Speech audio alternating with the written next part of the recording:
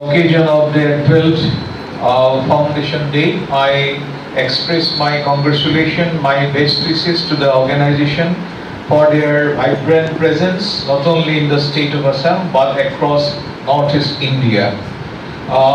Actually, it's very difficult to keep an organization alive and ticking. I was General Secretary President of Northeast India Political Science Association for a long time. And I know how difficult it is to keep such all our people together. And I'm sorry to say our organization for last 4 or 5 years is not that active.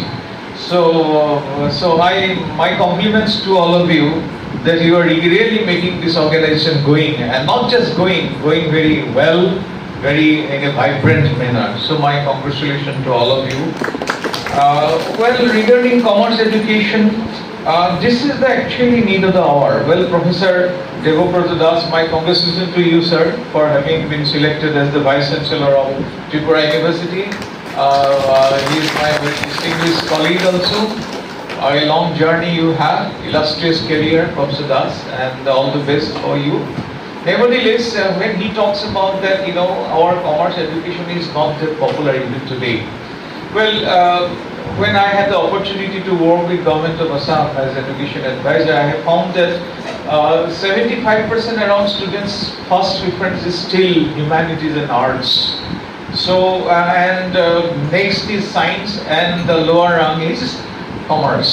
So, commerce is perhaps the least preferred, destination for our students. But that should not have been.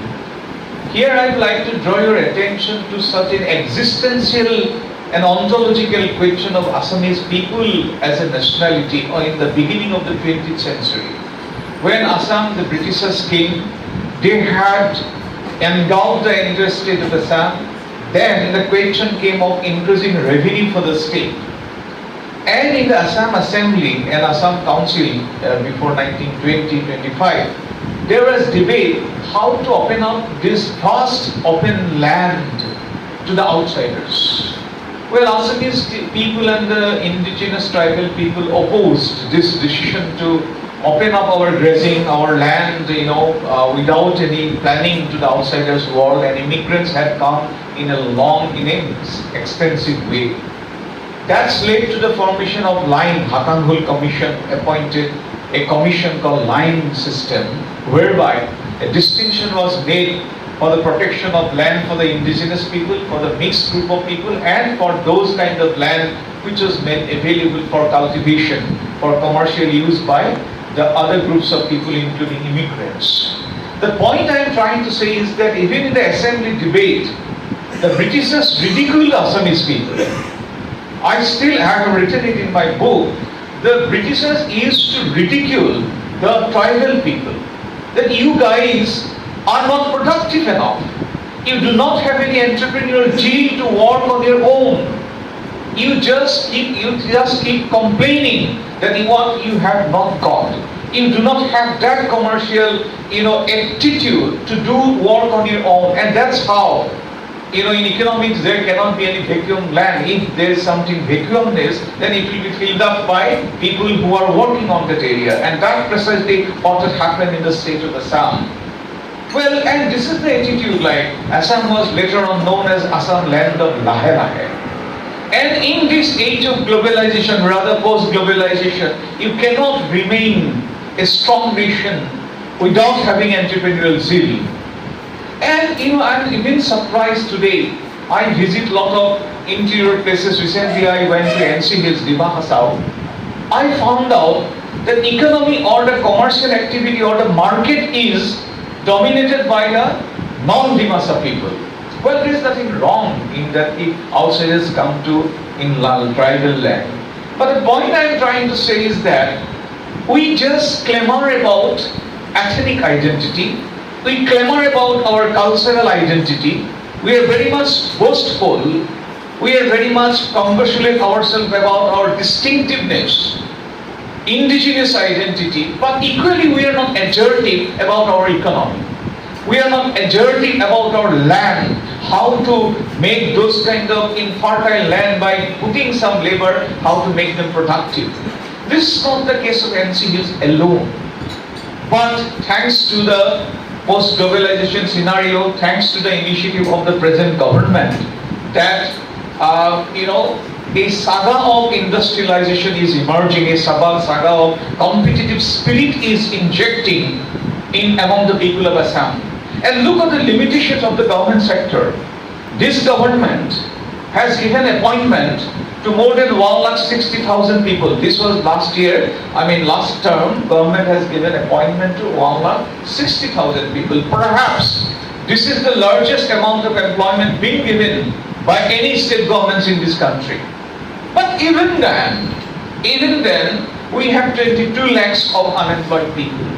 So how do you meet up the expectation of the burgeoning people? We are boastful.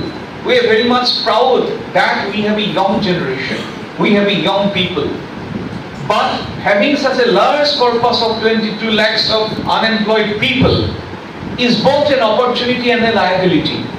And this liability could be transformed into assets only through the commercial and through entrepreneurial activity. And that is why, because I believe Assam is not a land for very heavy industrialization, heavy set of industries, but it is said that Assamor Nod, Nodi, Khal, Juri, Bon, iman fertile that we can definitely go for some, more small-scale industries, agro-based industries, and that requires an attitudinal change. What I believe is that Assam or the northeastern region requires that transformative change of engaging ourselves not only to the confines of social science and humanities, but to the realm of commerce. Our Ambikagiri Rai Chaudhuri, the famous doyen of Assamese nationalism, say that until and unless we capture market, until and unless we capture our land, otherwise this nation will not be in a position to control its destiny. So time has come, and please, you are talking about introduction of commercial education in 10+2. I believe we need to invite Ramesh Jain.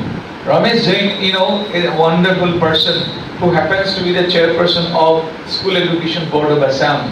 Now they are working and they are having a lot of workshops on this introduction of commerce education, and he is taking some initiative.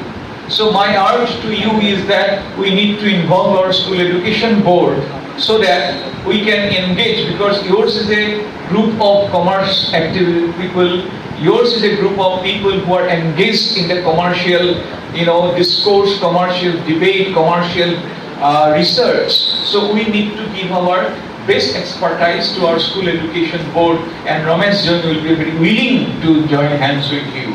With these words, my profound congratulations to the team for giving me this invitation, and I wish all the best for days to come. With these words,